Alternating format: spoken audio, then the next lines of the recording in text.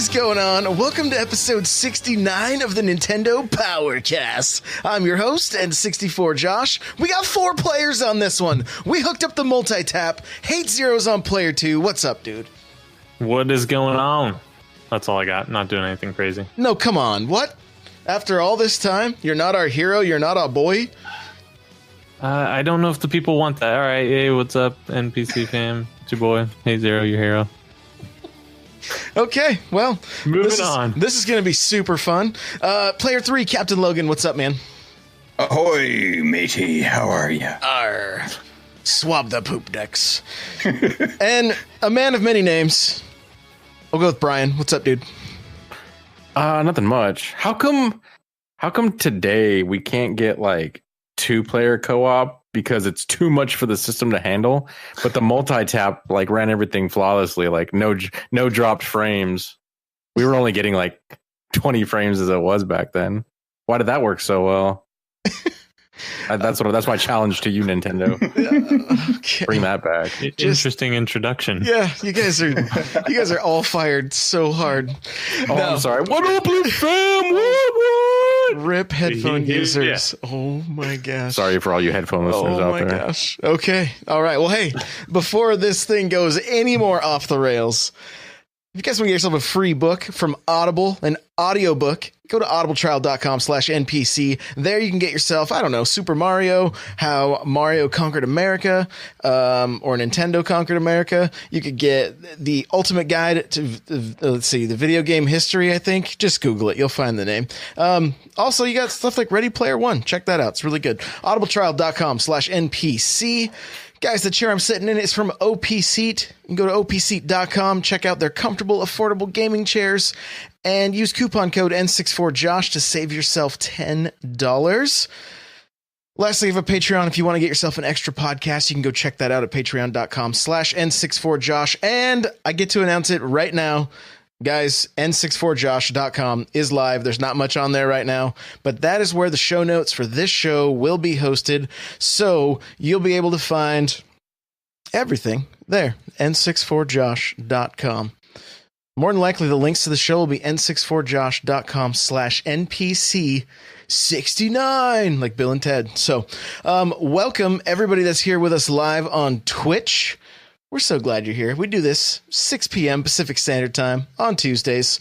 We try to start on time. We were a few minutes late, but you know, hey, it's all good. There's always conversation that breaks out right before I go live, and I sometimes just don't want to stop it. So I just let it happen, and then we go live. And then even after we go live, somebody screams about going to Tashi Station to pick up power converters, you know. So if you're watching this on YouTube, you get that special little treat at the beginning of this one. So with that, hey, what you been playing, dude? Some Bayonetta 1. I'm not very far. The game is punishing me. Maybe one of you guys can help me out. Should I be equipping items, or is that considered cheating? Like I don't use any items in the game, and I think it's hurting me considerably.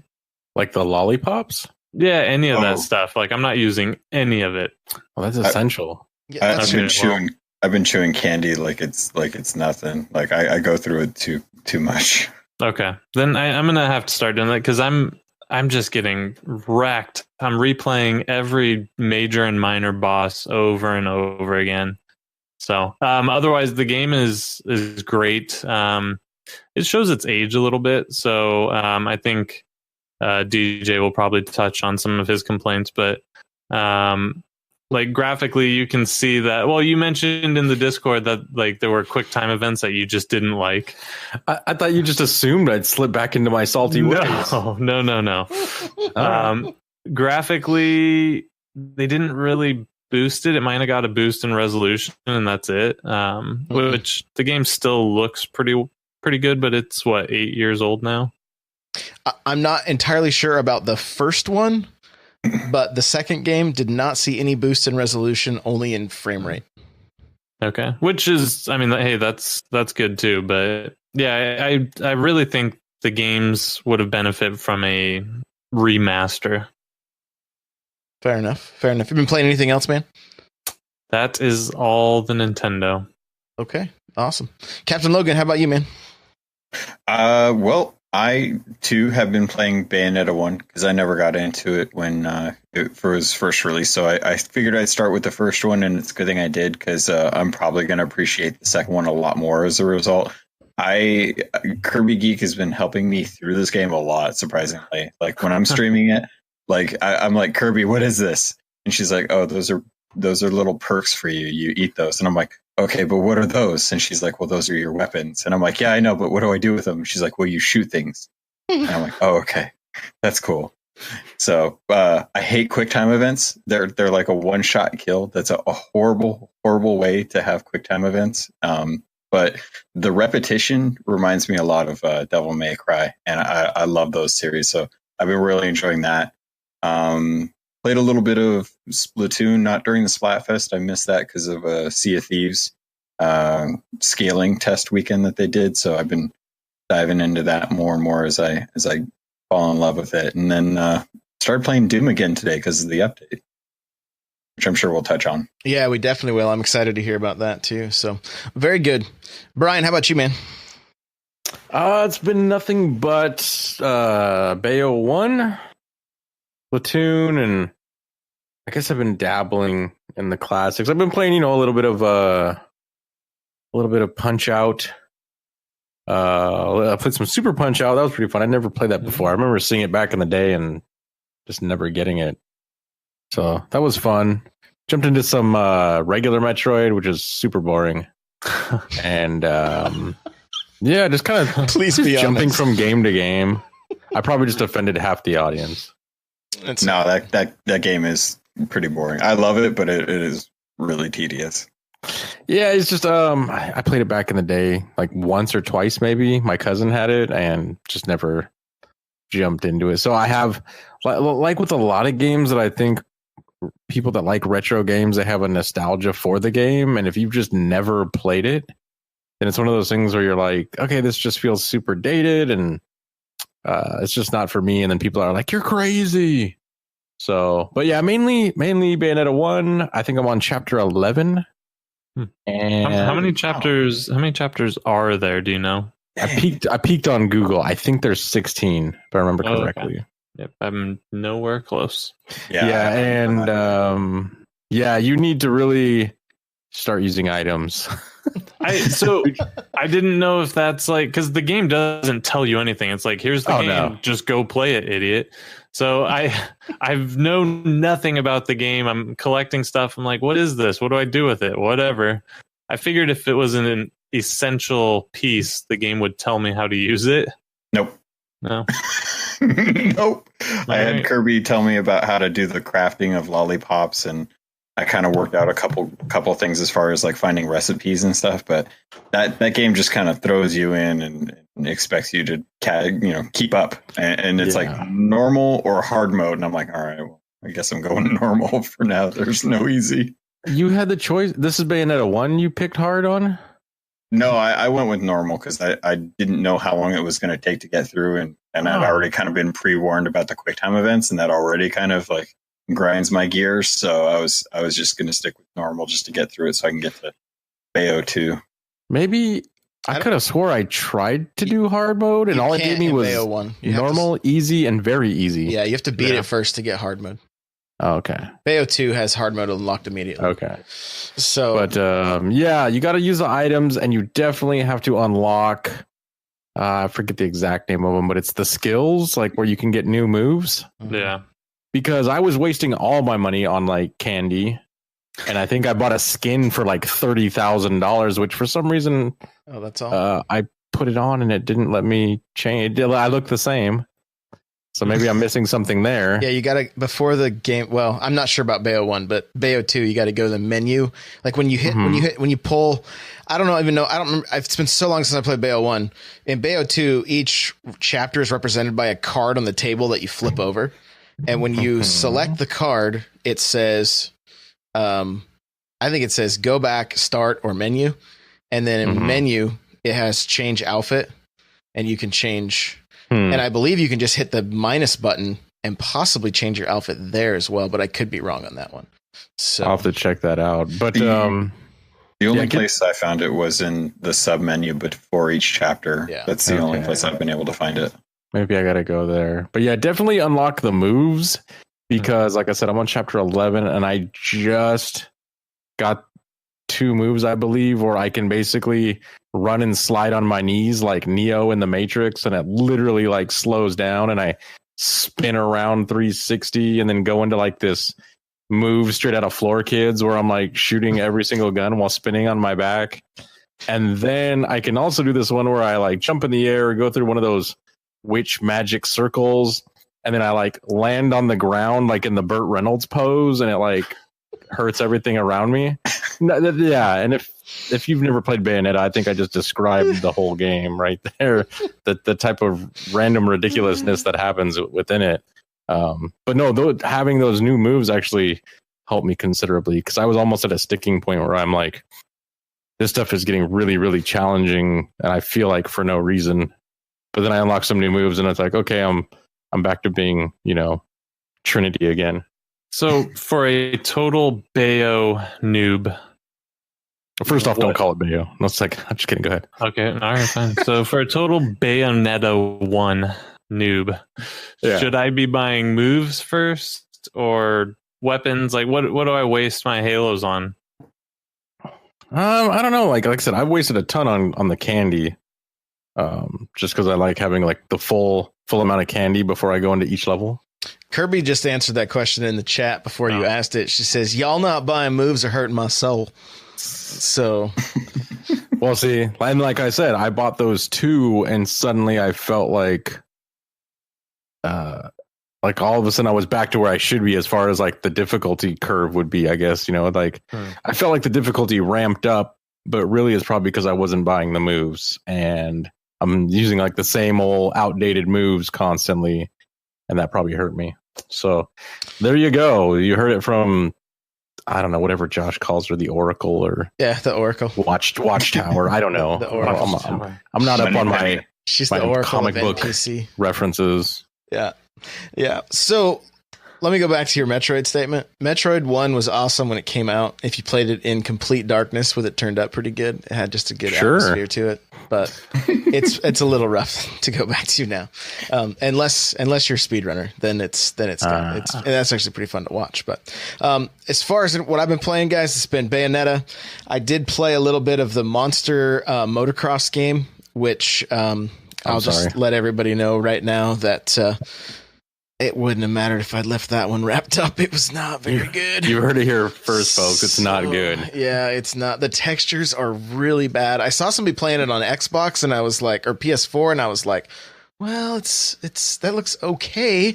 So I tried. I mean, literally, your character model looks like a kid took Play-Doh and just like I made it, like look nice. Hey, look at this, and then they're like, let me help. And just smashed the textures together like the worst. So textures are really bad. Gameplay is okay, but like it's actually, you would have to spend the time to get good at this to actually beat the computer. And I don't know why anybody would really have the patience to do that. There's just not a lot of reason to. So I mean, if you really want like I don't know, like it's not good. So stay away from that. Hey, so did you play the other motocross game on the Switch? Not yet. I haven't opened it yet. Okay. Yeah. The only review I've seen for that is like on Amazon with 1 star. So I'm saying probably stay away from that one too. I'm hearing it's better than Monster Motocross, but that's not saying a lot. No, I mean it could just have textures that don't look like Nightmare Fuel, and that would help that game. So yeah, Kirby says they should have just went all out and done it Wallace and Gromit style. They kind of did. It literally looks like bad clay. It's it was like they should have changed the camera angle or something. Like, don't show me this. This is like, it's just bizarre. Load times are kind of atrocious. Like, it's just, I wish commercial you would have been brought in as a playtester on that, so you could be so you could say that to these devs that are like sitting there, pen and paper in hand, and you're like, don't show me this. Like, they're like, oh. Just zoom further out, like all the way out. Keep zooming. Keep zooming. Yeah, It's Turn funny. this into Grand Theft Auto 1. You go from one game like Bayonetta, which focuses a lot on the camera angles, and then you go to Monster Motocross, which is like, no, just pull it back. I don't want to see this. This is horrible. no, like no joke. It looked like a robot chicken character with like googly eyes stuck to it. So there you go, Logan, just for you. Like it Oh looked my like they God. borrowed your googly eyes and That's- stuck it to the face. I mean, seriously, Horrible. I was like, is this guy melting? What is happening here? Like, what is happening? He got too close to the heater. He saw the So- arc, huh? Yeah, honestly, he did. He saw the arc. So, unfortunately, guys, yeah, no good there. Of course, we played some Mario Kart. We played some Splatoon. We did Splatfest. Let's see, Bayonetta 2, guys, because, and this is gonna. Well, I don't want to jump into our complete Bayo conversation. Yeah, I want to go over some new releases, but I had to play Bayo 2 first because I was one of the lucky ones that got a bad code out of the box. So I knew when I looked at it, it was missing hyphens. I'm like, something's wrong here, and sure enough, yeah. But I'll get into more. I'll get into that more in just a little bit. So. I don't think I really played anything else though. Mainly Mario Kart, Splatoon. Anybody else get into Splatfest? Yeah. Team Money lost because it's rigged, but I actually found out, I didn't know this because for some reason, this last time I did it because I always pick, I don't even remember her name. What is her name? What's the Pearl. little short Pearl? Okay. In the past, I've always chosen her because the thing that she was representing, I was like, okay, yeah, I want to choose that one. This one, it's like money or love, and it's like, well, whatever. But I had already like chose her in the past, so I just went with it. I didn't have a say really in my preference on this one. But I found out that apparently in North America, everyone always chooses the other girl, Marina. Sure, and Pearl is more of a Japanese thing, I guess. So I just didn't realize it was rigged. Fair skin. It's the fair Because skin. it was rigged, you know. So yeah, Interesting. but yeah, I played a little bit of it. I guess it was There's- pretty close, from what I understand. Yeah, the results were pretty close. They were pretty close. So not on the amount of people that picked love versus money. That was not close. But the games themselves seemed like they were. So Bunch of repressed liars. yeah. Maybe their love for money was Hopeful. so great that they could have had to still pick love, you know. They're hopeful. They're hopeless romantics. Yeah, I guess. They want love. I want to love you. I just I just can't. So let's talk about releases here. We got Old Man's Journey coming out February 20th. Puzzle Poppers, a game just called Pool. So there you go. Like we're either shooting pool or we're swimming, one of the two. I'm just Know looking your at audience. I'm looking at the Switch subreddit right now. I'm pretty sure it's like billiards. Let's see here. Layers of Fear Legacy, February 21st. Pac-Man Championship Edition, February 22nd. Typo Man Revised, who had an AMA on the Switch. If you guys on the Switch subreddit, if you guys want to see any more info about that. Dragon Sinker, Superola and the Lost Burgers. Cool. Ace of Seafood. We got some food games apparently. Radiation Island. Space Cats with Lasers. Hollows coming out, which is that I believe that's that survival horror sci-fi game that Brian was super excited for. I don't remember it anymore. I don't know if it's the right one. I watched the trailer on the eShop today. Well, if that is the game that we talked about like 6 months ago, Yeah. it looks way different than the preview build they showed us. Oh, okay. Wasn't it on the Nindies? I think that's where we saw it the first time. I don't. Oh remember. yeah, you guys were talking about the one. It's like first person, and it looked way too good to be on the Switch. Like just graphically. Yeah, it looked like the Steam game that's been out for a while. Yeah. I lost track of that game. I thought you were talking about the more recent game that looks like it's kind of like a space comedy. Oh, I don't know. No, Would that be? Yeah. No, that one I don't know. Yeah, I really do think that was the PC build that they were showing, And, absolutely was. Yeah, there's no way that was running on the Switch. Yeah. No way. Not without a couple patches afterwards, anyway. So let's see. Hollow Membrane is another one. Neo Geo Heroic Episode. Neo Geo Magical Drop 3. And then for the 23rd, we got Tokitori 2 plus Nintendo Switch Edition and Chicken Range. So, and if anybody, I saw a random tweet about a twin stick shooter coming out on the Switch. If anybody has any info about this, it looked like you could play like up to 5 players. And I can't for the life of me find that tweet again. It said it had released. A few people had liked the tweet. So I was like, oh, that's cool. I went on the shop. I'm like, I don't see it. So I don't know if it was a release in Europe, possibly. I'm not sure. So if anybody knows anything about this, it's a looks like up to a 5-player twin stick shooter, kind of like Geometry Wars. It really had a Geometry Wars vibe going, so it really piqued my interest. So maybe somebody in the chat knows, but anyway, those are your releases up through the 23rd.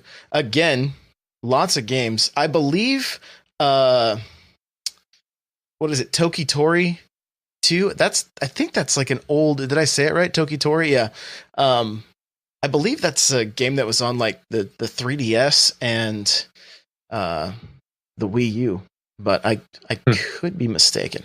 So anyway, let's get into our news here and our talking points. First off, Doom gets an update, gets a hefty update, adds motion controls, fixes some audio issues, fixes some like a little bit of texture issues, that kind of stuff. Logan, I didn't get a chance to play it. You've got some hands on with it. You mentioned like, give us the lowdown with everything you noticed and what your thoughts are.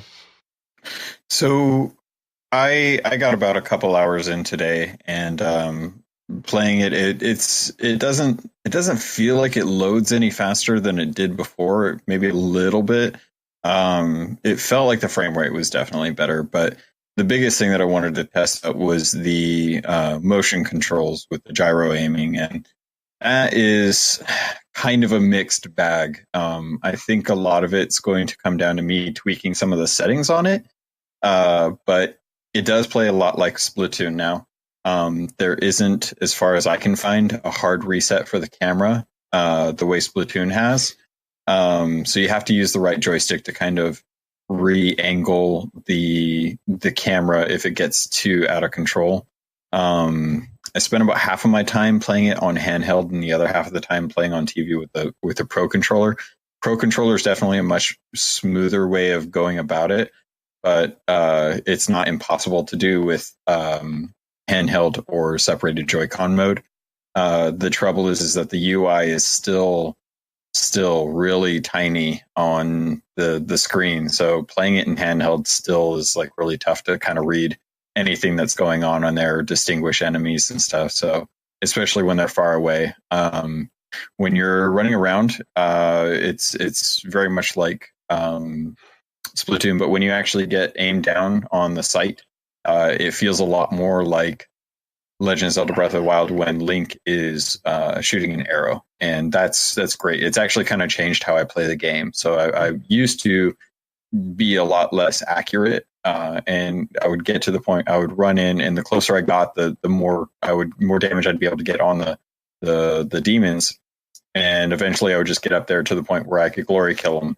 Now I'm actually shooting them a lot farther away and killing them before they get a chance to get too close.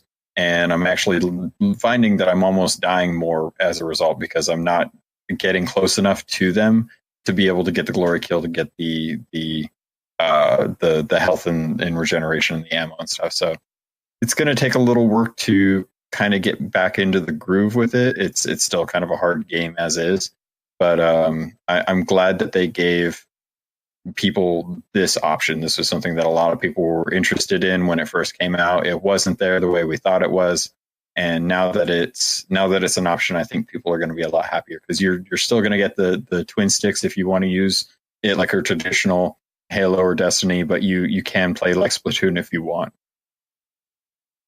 Do you know what the audio issues were that it fixed? Did you experience those? I never had any audio problems actually, which is really weird because I kept replaying some of the same areas and the audio was always fairly good for me. So I'm not sure what problems people were having, but I don't doubt that they were there. They definitely were. There was weird, like some weird crackling and stuff that would happen periodically. The other thing that was strange is the audio would be off when you would do your glory kill. Like it would not be, it would come out of sync almost. Or something like, yeah, there were definitely audio issues there that just weren't quite up to par. I kind of get the feeling that maybe it was worse for some people than others, but it's really the thing that surprises me the most about this whole thing is how much support this to me seems like a game that they would have just set it and forget it. You know what I mean? Like, is anybody else kind of surprised that we're seeing this? Yes and no. I mean, what else are they doing right now? What does Bethesda actually do? Or not Bethesda. What is it doing right now? Wolfenstein 2 is what I expected them to be focusing on. I actually didn't expect any more updates until at least Wolfenstein came out. So if Panic Button went in and actually put a little time in to get this taken care of, and they wanted to get this right before they moved over to Wolfenstein port, which is probably why we just recently heard that they were like actually going to be doing it, because we hadn't heard that Panic Button was actually doing it until, was it mid-January? We got a tweet from Bethesda. They were saying that, like, yeah, for sure, Panic Button's doing the port. And now I'm kind of wondering, like, maybe they had this update, ready by the time the tweet went out, and they got approved to do the Wolfenstein 2, and we've just been sitting waiting for like Nintendo to approve this update since then. So I don't know. It's kind of hard to know, but I'm actually really surprised that they actually decided to take some of the customer feedback into account with this, and I'm hoping that they take this and kind of move forward with Wolfenstein 2 and give us gyroscopic aiming with that as well. Yeah, I think overall the thing that just surprises me is that like this is just a port from an older game.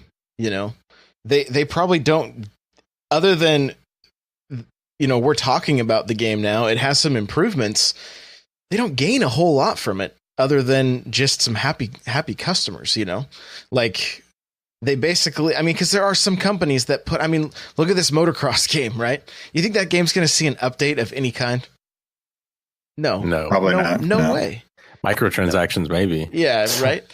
So, Mr. Bungle's asking how the multiplayer is. So I haven't played it since update, but I loved it before. It was like a 90s shooter. And I'm thinking so I think Friday, Captain Logan and I are going to be doing a multi-stream of Splatoon, right? Yeah. But I think after that, I think I'm going to do some Doom multiplayer. So if anybody's got it and wants to join up on Friday night, let's kind of plan on that, because it's a good time.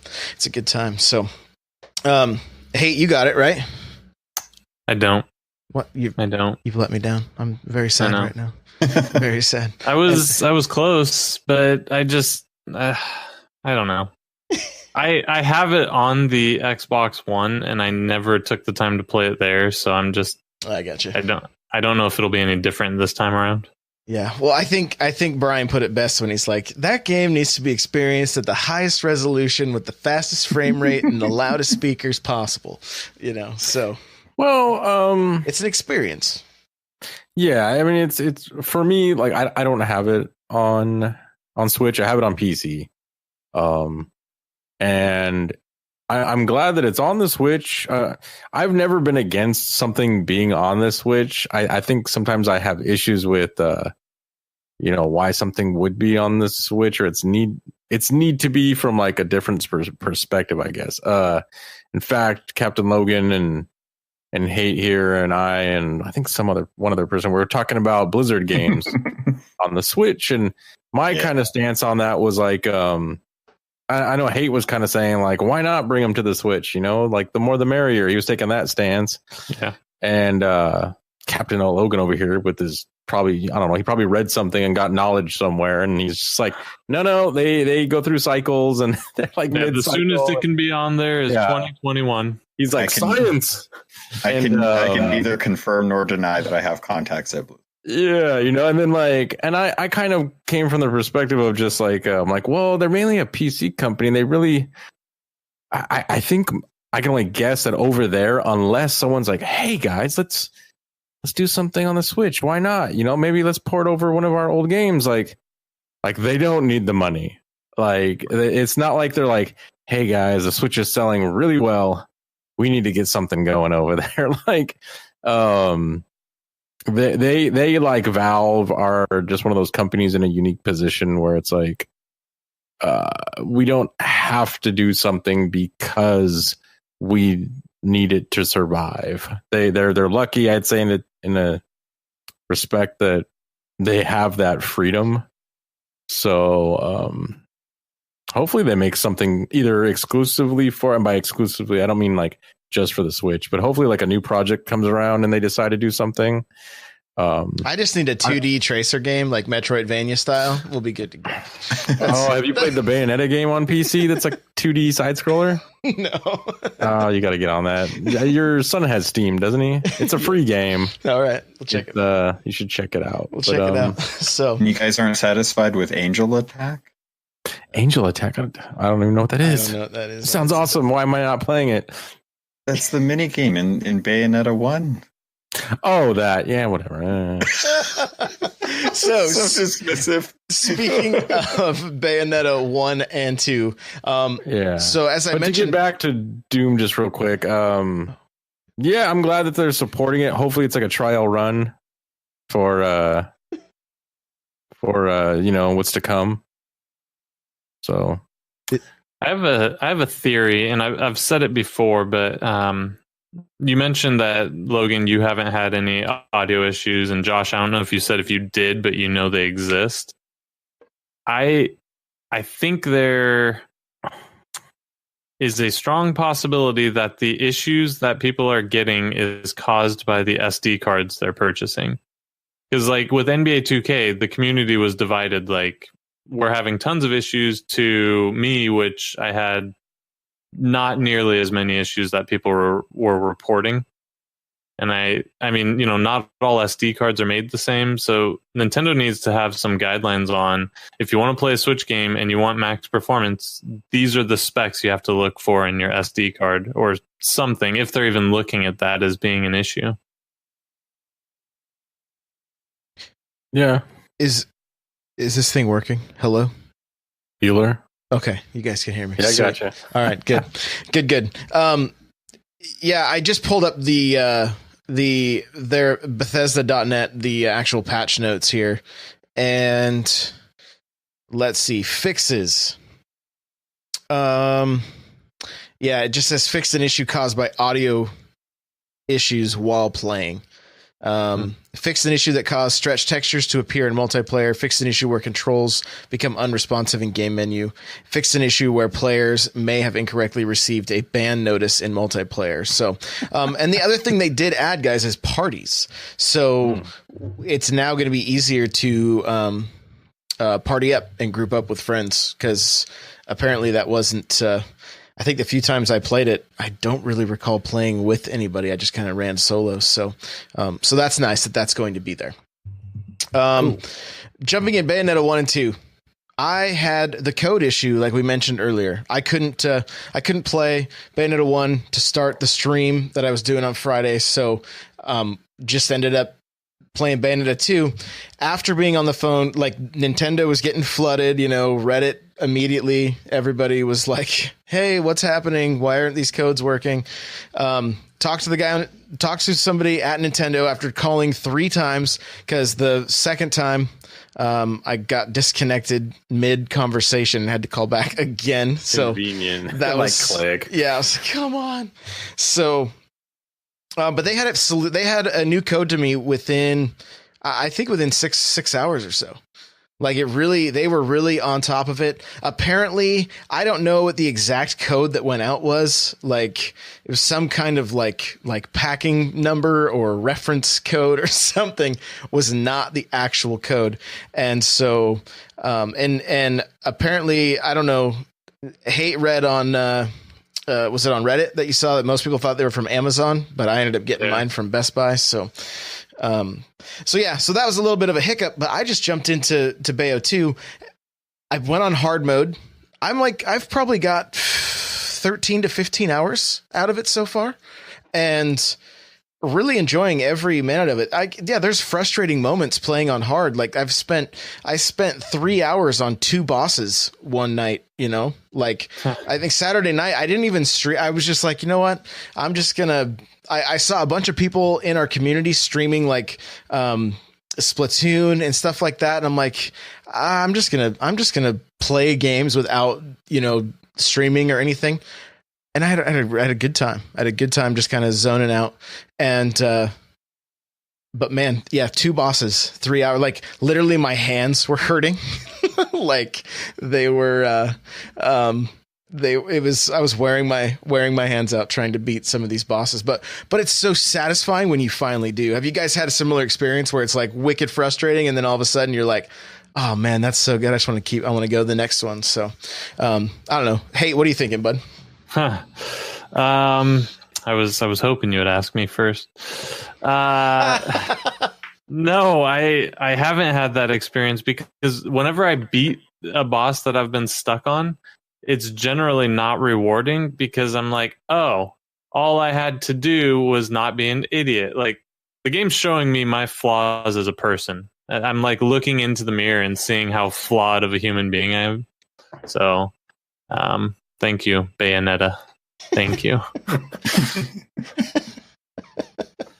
I don't know. I was actually I was kind of experiencing that. Like I got past the first boss not too long ago, and it's satisfying, but it's really depressing when I know that the only reason I'm not beating it is because I can't hit the dodge button at the precise moment. Mm-hmm. And especially when I'm playing like against a big group of enemies, at least with Bayonetta 1, the lock on doesn't lock on like I'm used to lock on features. So I can't really focus down. Pause. There's a lock on. Yeah. Yeah. There's a lock on with the, what is it? The L or R1 trigger. You can switch Flawed between. Flawed human being. So I definitely liked the boss battle. I thought it was really like it ramps up and stuff. And I'm not sure if Bayonetta 2 has a lot of the whole like mash Y to increase your megatons before the explosion goes off. But that was kind of like at one point in the fight, I was just like, all right, I'm just mashing Y. I just know I just got to mash Y until the scene's done. But it was really good, but it's frustrating when you know all you have to do is hit dodge at the right moment. Yeah, I know exactly what you're talking about.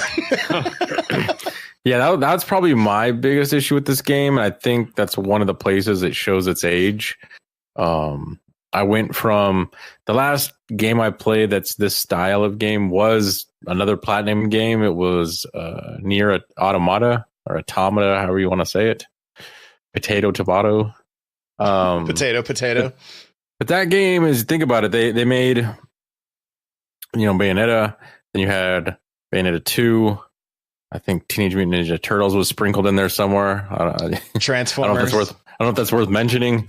And then they made the Nier game, and that game is almost like you can see the progression of, okay, they went from, when you go from Bayonetta 1 to Nier, they have a dodge system in that game, and it's just, it feels a lot better. It's probably like Kirby Geek mentioned, the Bayonetta 1, it's not as forgiving as maybe you'd like, whereas in Nier it is.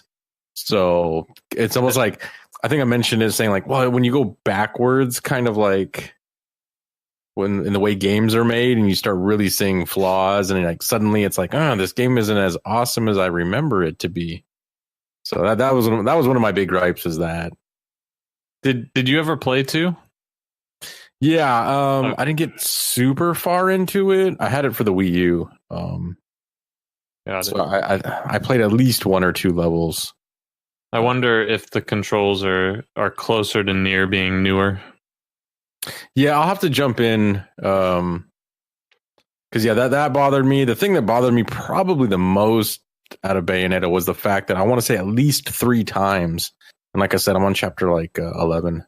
At least 3 times, the moment you get out of a cutscene, if you're not mashing that dodge button, you're gonna get. So it's almost like, come on, guys, you couldn't give me that one, half a second would have solved it. Yeah. So, but maybe part of it was on purpose to be like, oh crap, I gotta jump out of this cutscene. Yeah,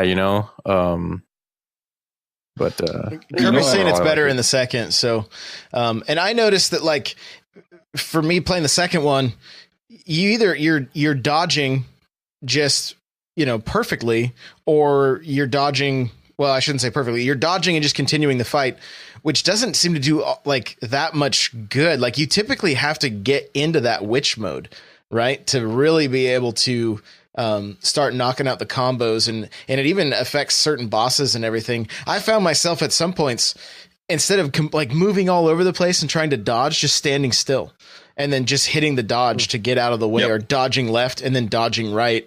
And that was actually helping quite a bit, and then there were other times that I know Brian was watching me. He's like, why are you using your gun? And I'm like, I've just got this, I've got my pattern down that I'm doing, that worked for other bosses, but I was getting this boss down to a quarter health and I couldn't get past that. And he's like, why don't you do melee attacks? And so I'm like, well, I'll give it a shot. And it turned out I was able to get that pattern down as well. That's probably the most frustrating thing, is just when you're like, I swear I hit that dodge at the right time. I swear, because it does still happen in 2. It may not, I haven't played 1 enough to know how frequent, but it does still happen. So, other than that, I have very few negative things to say about the game. I've been playing it mostly docked. It runs smooth. I love this style of game. This Devil May Cry. If it's not a kid game, if anybody's wondering, it's definitely not for children.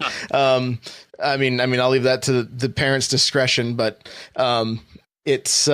It's fairly crude and everything, but if you look past that stuff, it is great gameplay and just crazy goofy story. I'm not even sure what's going on or why I don't really have an idea what's happening, but I'm loving every minute of it. So, do you even know the plot of the game? I can answer this because Kirby told me. There we go. Well, no, I played back when I played Bayonetta 1 on the Xbox 360. I couldn't tell you what the storyline was. I guess I wasn't paying attention, but I now know that she doesn't really know. The plot is basically she doesn't really remember who she is. Kind of. The second one I don't know, because again, the first time I played it, I was probably similar to Josh, where I'm like, I don't even know what's going on right now, and I just started mashing buttons. You're trying to save your friend from hell, I believe. Okay. I believe. So a typical Friday night. All right. Yeah. so I don't. It sounds like I don't like the game, and that's not my intent. I'm enjoying it, even though it's frustrating as all get out. Can we just stop a second? What game at this point in your life doesn't frustrate you? Floor Kids. Floor Kids, yeah. Floor Kids is not frustrating at all. Very soothing. In fact, after Bayonetta, when I'm really mad, maybe I should turn on Floor Kids. So the game has really good music, but the music doesn't fit with the tone, which is really weird, but actually kind of fitting. Have you ever watched an anime? Yeah, it's kind of like that. And so, that's been cool. I've enjoyed that. The storyline's been interesting, hard to follow, but fun. I think overall my experience has been positive so far. So if you're on the fence and you want to buy it and it looks like the type of game you'll probably like it. To me, it's like Devil May Cry, married God of War. Yeah, It's a good I love way of putting it. I think it's a great game. It's over the top. It's campy. It's racy. It's all the things I loved about the Devil May Cry series just amped up, and the characters crack me up. And I don't remember their names, but the gameplay is fun once you kind of get a grasp on what combos work for you and mastering the dodge mechanic. But I love that the ports are a lot locked in at 60 frames per second. I'm glad I didn't ever have to worry about stuttering in that kind of game, because that's not the type of game you want that in. No, definitely not. Yeah, I'll second that with I love the fact that the characters are all unique, like Captain Logan. I mean, obviously I remember Bayonetta, her name anyways, but like the other characters, like I don't remember their names. There's the guy that works at the bar. He's funny. I think he says a line from Resident Evil, or he says something like, check out what I've got for sale. And he's like, I heard that in a video game once. It's like straight from Resident Evil 4, the dude with the trench coat. What are you buying? Yeah, like, what are you buying? What are you selling? Like, so there's that guy. He's great. And every time you go to him, if you find they have like these golden LP records, like little 45s, and when you turn those in, he always has something to say about those. And if you don't have them and you still go to the bar, that's when he says one of those random campy pop culture references. You also got the guy who's straight up stereotypical. Joe Pesci. Yeah, you got Joe Pesci in there, which he was in the beginning of Bayonetta 1 a lot, and then as I've played through it, I can't remember if it's just less and less or not at all. So he's busy being a lawyer for the youth. Yeah, I'm sure he comes back at the end to throw Italian stereotypes throughout. I don't know, but that's just the thing. That's the type of game it is. Like, if they were to throw stereotypes out there, I would take it with a grain of salt, because it's just the game just totally makes fun of itself, of other things. It's pretty fun, and if you want just something that's fun, and there's moments where you're gonna laugh out loud, and if you know that going into it, and you're not like, this girl is not covered, I can't believe they made this game, and there's violence and people are laughing, and I think she just killed an angel. Then you're gonna have a good time with this game. And it doesn't have to be as punishing as it is to me. I can do easy or very easy. I just refuse to do it. So I'm not your lollipops, I have to go straight to hard, but I have to at least play normal. Yeah, I'm at least a normal kind of guy myself. The only reason I picked hard is, one, I've always enjoyed this style of game, whether it be the Arkham games or God of War, Devil May Cry, Ninja Gaiden, all of those. I really enjoy it. So I knew going into it that I would get the most out of it. And I'm averaging close to about an hour per chapter at this point, So, yeah. I mean, and that's pretty good. And sometimes a single chapter is just one boss. You jump in, fight one boss, and then you're back out again. And so, but like I said, it's really hard, but it's also rewarding when you finally, and I didn't realize that halfway, like if you hit the minus button and bring up your menu, you can actually take your stuff that you've picked up along the way and make lollipops right there. I'm like, oh, well, that would have been handy to know. Like, you found that out like what, 3/4 of the way through your playthrough? Yeah, way later into the game. So it was like I had to do my runs with like sometimes no extra health. I'm like, well, I got a lollipop that does shields. Let's pop this and see what happens, and just try to work them out perfectly. And so you're mad you couldn't find out about crafting. I didn't even know what the lollipops did so far. I haven't used anything yet. Your fake D-pad or your D-pad is how you activate those things. See, this is why you guys.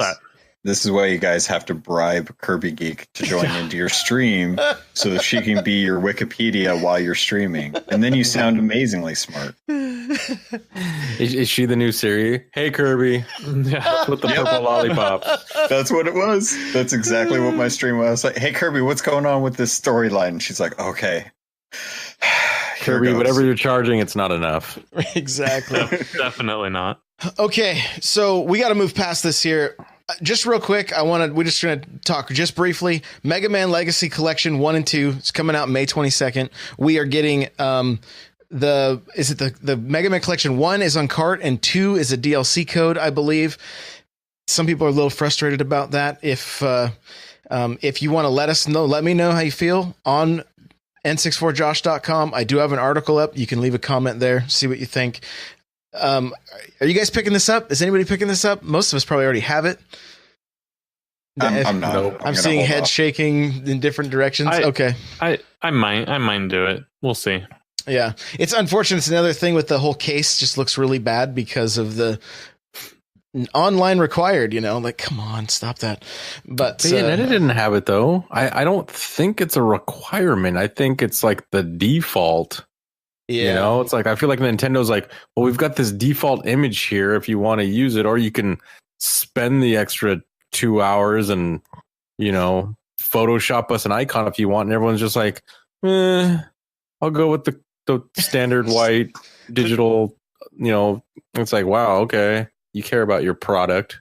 I'm not even going to go into a Capcom rant. So Okay. Maybe it'll have a reversible cover that's like super sweet. I doubt it. Open. that's ruined by the code like Bayonetta. I want a reversible cover that's just white and in black block lettering just says Mega Man. I think you could make that. If they don't put anything on the other side, you can do that. Like the rental store. If all else fails, you can go to GameStop and they'll make one for you. Yeah, they have their own custom covers. That's true. We're getting a Mario encyclopedia coming out in October. Covers 30 years of Mario from 1985 to 2015. Nothing before that, or nothing after that, I mean. So literally anything that happened after 2015, this book's not going to cover it. So nothing to do with Odyssey or anything like that. It's kind of unfortunate, especially since it's coming out this year. What would they do for volume 2 if they added that? That's true. There you go. So Okay. That's that. So I got a question, something I wanted to bring up. It was from, he hit me up on my Facebook. He shot me a message there, but Scott the Geek, who joined our Discord this morning, basically kind of talking about, I don't know if anybody listened to NVC or saw Brian Altano's tweet recently about what happened with his Switch. Basically, his USB-C stopped working. And he's like, well, I'm coming up on that 1 year. I better send it in. Sends in his Switch. After he talked to him on the phone, they're like, yeah, everything should be good. We should be able to keep your games, saves, everything like that. Gets an email saying, sorry, we weren't able to save your stuff. Here's a new Switch. I think he shipped it on a Monday and had it back on a Friday, which was good. But this is 2018.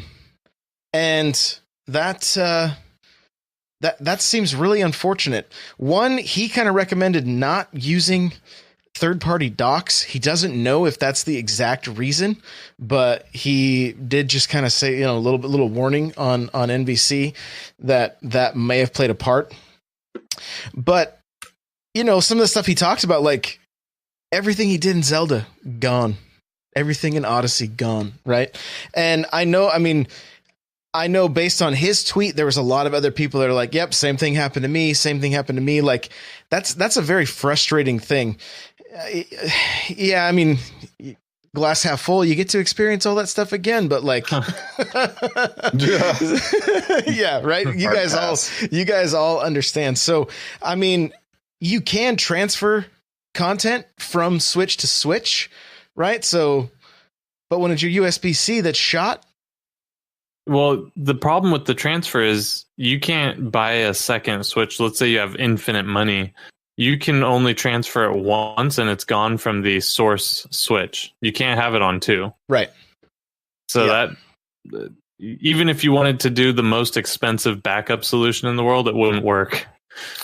Can you, like, by default, or can you actually go into the settings and tell the Switch to save your games to the memory card, or does it save it to the system only? I don't system believe. only. Yeah, I think it's system only. I think you can move DLC and stuff to the memory card, but I don't think you can do game saves. And so, that's a shame. And that should not have happened to Brian Boitano. That guy's a national treasure, and he should not be treated that way. It's. Why is everyone laughing? I don't get it. He's an Olympian, for crying out loud. This is how we treat our Olympians. Yeah, come on, especially during the Winter Olympics. Jeez, he gold medaled in Odyssey. Unbelievable. Oh my gosh. So, a couple things. One, it may be that when this online rolls out, that there may be some cloud saves involved with it, right? Like PlayStation Plus, you have cloud saves. Xbox, you have cloud saves, right? Like I can play a game in my office, go downstairs, turn on that Xbox, and immediately start playing that game right where I left off. Quite handy. Yeah. The Switch, that's not an option. And how big of a deal is this to you guys? Because based on the email from Scott, it was a long email, right? Like this was something that he's like, what's going on here? You know? And so some people are really upset by this. Some people are like, it is what it is. But I mean, I thought about it immediately when I bought my Switch and I bought the protection plan. I'm like, if this thing kicks the bucket, I'm going to have to just swap it out for one that doesn't have any of my stuff on it. And that kind of sucks, you know. At least you have all of your saves and everything, but I'm on the side that says, hey, let's figure this out and see if there's a better solution. Ultimately, it boils down to people pirating stuff. That's why we don't have it. There's very simple solutions, but then everybody would share their game library with everybody and Nintendo would lose money. So it's like, in order to save money, they can't save face. And it's just kind of an unfortunate time that this takes place, you know? So I don't know, Logan, where are you at with this? I listened to a couple other podcasts, and Stephen Munn has been trying to start this grassroots movement on Twitter with the hashtag Save Our Saves, and it sucks. It really sucks. I mean, who wants to lose all their progress on games that they've dedicated a lot of time, many of us since launch, on a system that we're supposed to trust can go from home to outside to other people's houses to other people's docks. It's like we have one port on this thing, no way to transfer saves, and we're hoping that this brand new USB-C, you know, hardware is gonna work on all the docks that people have, and that, you know, at the moment, you know, we're playing online games for free because they're still working on the online service. Well, you know, we were supposed to have online this year. We should get saves at least now, and then I'll pay for the service when it comes back. And if I want to keep my saves, then yeah, I'm willing to fork out the money for that. But until then, I feel like I need some sort of recourse if my system breaks. Yeah, it's a bum deal. Brian, what do you think? I'm kind of on the fence of partially this. Obviously, it hasn't affected me. I would probably feel differently if I was one of the people that lost all their stuff. But I don't know. I guess for me, if let's say today I turned my Switch on and everything was gone, I'd probably be really bummed, but I guess I wouldn't really care. I'd be like you kind of said, like, oh, I guess I get to go back and play this again. I'm not of the type that would do that. I'd probably be like, well, okay, I'm whatever. Moving on. I've done it. Moving on. Yeah. I guess one could argue, like, in this day and age, why not have it? Like, why not? But I don't know if Nintendo just hasn't jumped into that internet arena, you know, with both feet yet. So it's almost like, for example, the app with Splatoon, you know, we don't have a full-on online service to support that game. But I think to have a full online service for that game, you need tech support. You need people that know how to, you know, run that code. And when that thing goes down in the middle of the night, who's there to you know, fix it? Whereas I don't know for sure, but I can only imagine managing a phone app is infinitely easier than a full-on online network. So maybe they're looking at it that way, like, hey, let's do this phone app thing, and if it works, great, we can build upon that. But I think maybe they're just not ready to jump into that arena for whatever reason. So for me, if I lost everything today, I'd probably be like, all right, whatever, change username, move on. That a boy. Just keep on keeping on. Hey, what about you, man? So many thoughts. First, like Captain Logan said, USB-C is extremely new as far as IT goes. It's like 3 years old at this point, but it's new to us, right? Because USB A and B types have been around for 6,000 years.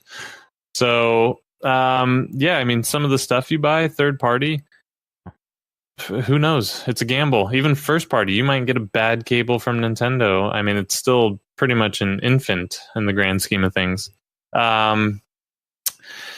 PlayStation did not offer it on PS3 until they came out with their PS Plus for the cloud saves.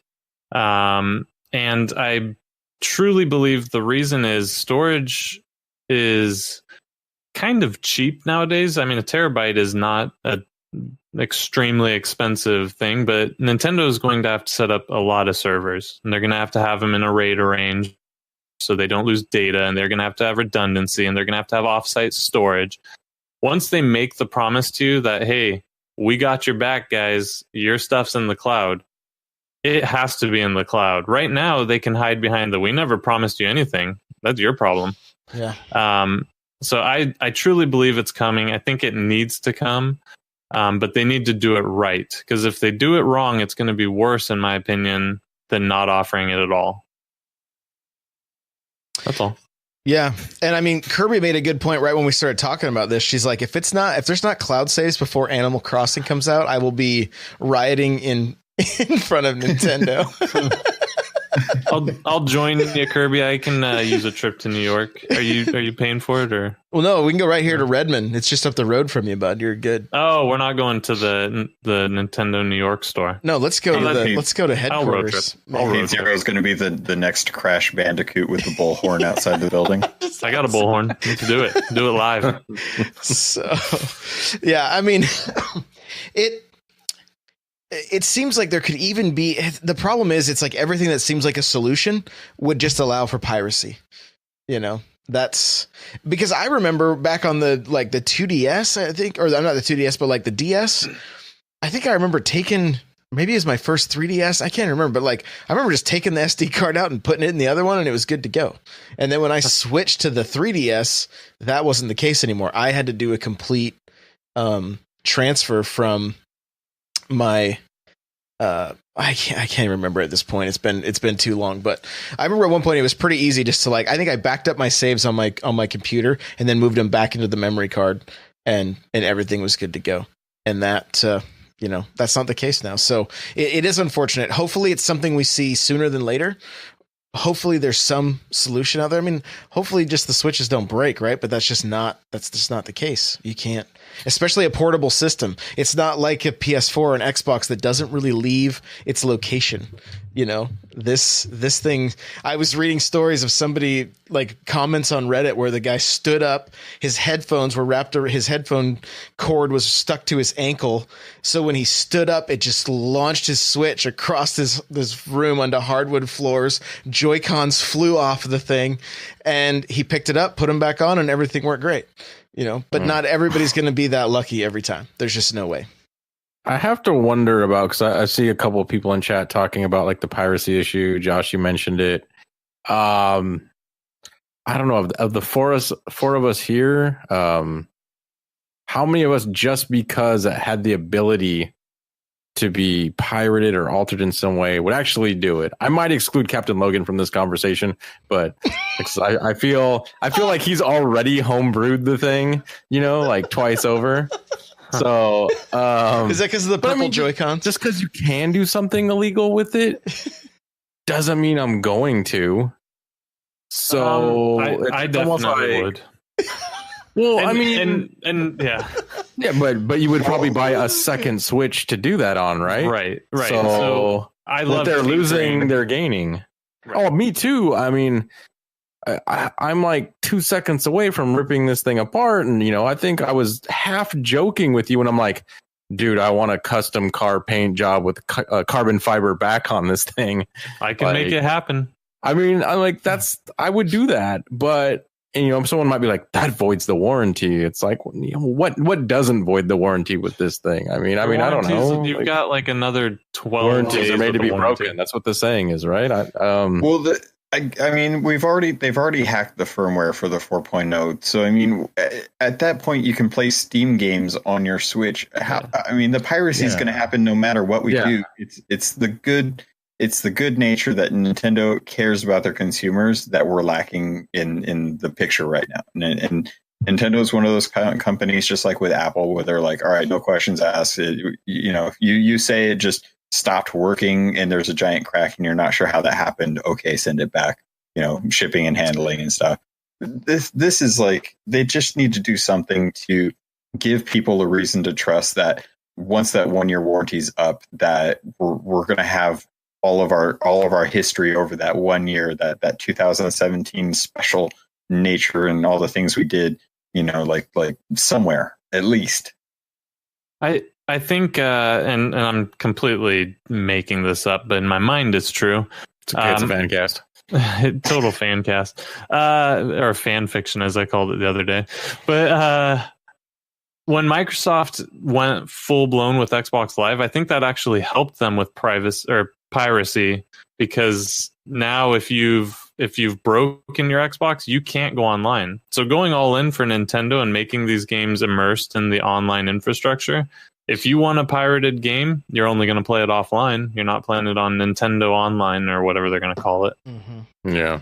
And I mean, I think the other thing to think about, and we got to wrap this up. I'm actually going to be on another podcast in about 15 minutes. So, what do you do when you are portable, right? You're not hooked up to the Wi-Fi. You're not backing up to the cloud. Like this could be something that maybe could only happen once you're docked. Maybe only happened once you connect to Wi-Fi again. I mean, there's gonna be more to it than just like, as the consumer, we go, hey, cloud saves work, just make it happen, right? But like on the other side of actually making that work, I couldn't tell you what the details of that are and how it all goes down, Well, the solution is, I think maybe the thing they want to stay away from is the whole Xbox One issue, where it's like, hey guys, we're going to make this thing sync up every 24 hours and we're going to draconian the what out of this. And then suddenly Nintendo's sort of like, yeah, look what happened there. Yeah, and we're not even going to go down that road. Nintendo, I think if you look at it, they've always done things kind of their own way. And I kind of feel like they're going to continue to do so. Even in this online thing, and probably in the future, who knows? We might not get something till years down the road, or we might not even get nothing until the Switch 2 or Switch 360, whatever they decide to call it. Yeah. Well, hopefully we'll find out something soon. So, hey, where can everybody find you? If you want to find your boy, Hey Zero, your hero, you can find me on Twitter at Hey Zero. You'll find me on the Discord, and you'll find me here Tuesday nights, 6 p.m. Pacific Standard Time. Kirby said maybe they're just rounding up enough Pikmin to transfer our data.